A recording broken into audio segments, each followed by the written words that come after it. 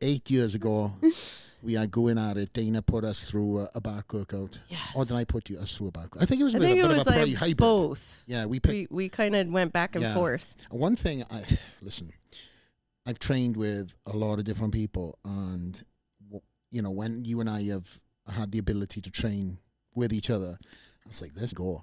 You know, people want to do it for the gram.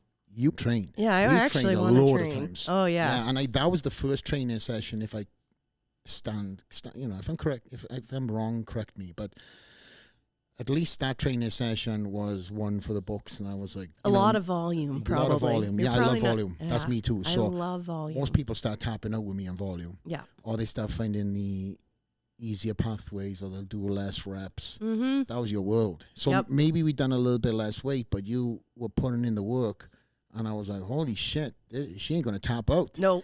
She ain't gonna tap out anytime soon. She's like a Duracell battery. I used to train. I don't do that. I still train exactly the same. Yeah. But I'm not getting on stage. So, but I would train for 3 hours, like 3 hours, easy. You love it. And it just, because I never felt like it was enough. And I had that psychoness to me, and knowing that, like, okay, I'm going to be at the Olympia, like just pro shows in general, like I would train way too much. If I did it all over again, I'm like so much smarter now, and I think I would do better. Yeah.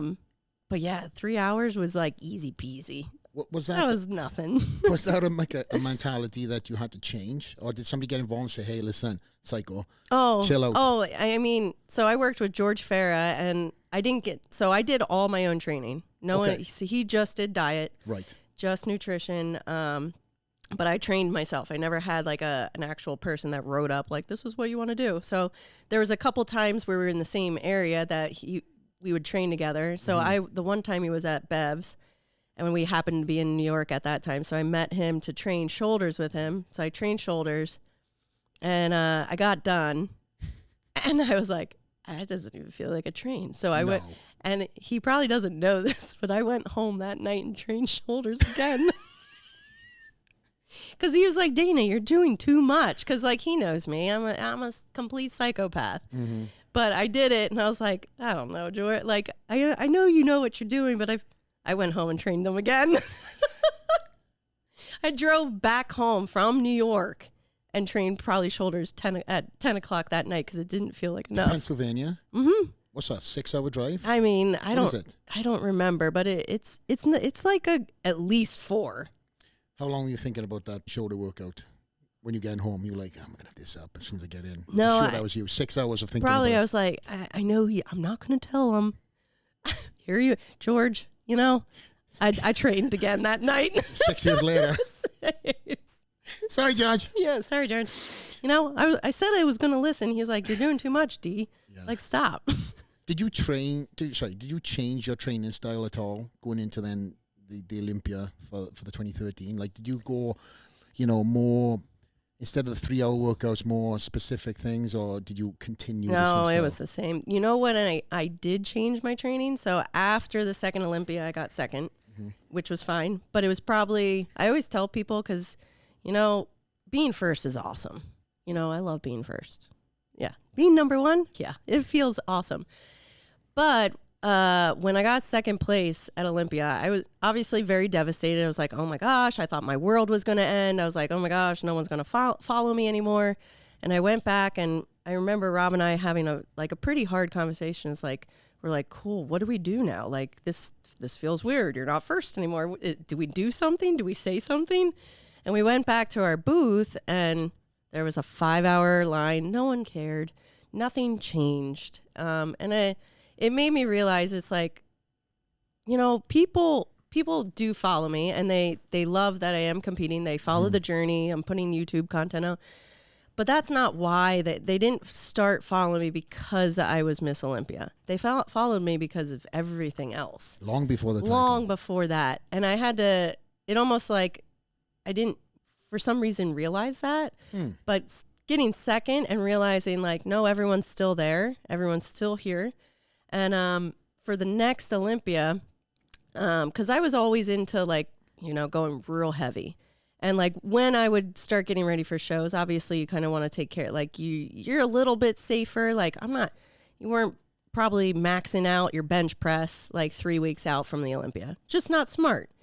So after getting second place, there was a whole load of stress that got taken off my shoulders because, you know, when you are first, you know, the feeling like everyone's out to get you. Like they put side by sides or like flexion to one, blah, blah. Like it's like this whole like comparison thing. So that I kind of liked, because I like when everyone just likes me, you know, I'm a likable person. I like when, but I don't like that. There was a lot of stress that I obviously put on myself. Like, this is everything. You have to get first. So then when I saw like, oh, nothing changed, everything's fine. That's when I actually started changing my training. So I was the strongest I ever been. I was maxing out. So Arnold, there wasn't the stress. I was like this, I'm going to start training how I used to train. Super heavy, like heavy bent over rows, like it's like 185. Like I'm doing that for however many reps. I tried 225, like 3 weeks out from the Arnold. I did all my max lift because I felt so good. So I did a 325 squat, 1 rep max. I hit 225 on bench. And then my deadlift was 365. What body weight? And then I was probably only up 130 to 125 pounds because on stage I was 118. Stupid. A little tiny tyke. Tiny tyke. Little tiny tyke. Yeah. Don't be calling me a tiny tyke. Well, yeah. I mean, girls are not that like, I don't even think bikini girls are 118 anymore on stage. Everybody's involved. And that's fine. I actually talked about that because people come to me and they're like, ugh, I don't like how like the sport is growing. I was like, that's just the natural evolution of bodybuilding. If you look at every single year that you competed, even for me, every single year I got better and better and better and better. Every athlete wants to do that. You don't want to go backwards. You don't want to stay the same. And it's another year of work.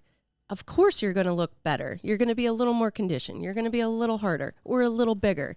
So it's just the natural evolution of bodybuilding. That's kind of, and after I stepped, I needed a break. So I took, I was competing for 10 or 11 years straight.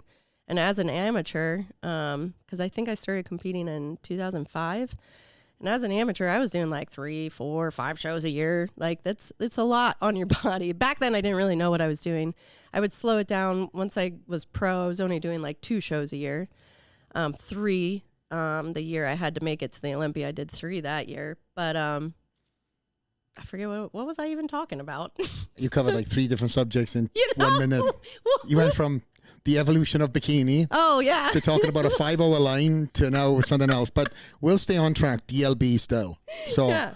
I can go back in any one of them subjects if you want. You were talking about, the last one was... we're going to hit all the topics today. Yeah. Thank you for watching this segment. Check out the full interview on iTunes, Spotify, or YouTube. Help us by subscribing, leave a like, comment, or a positive review. Click this to see what YouTube recommends, and this to see the full interview.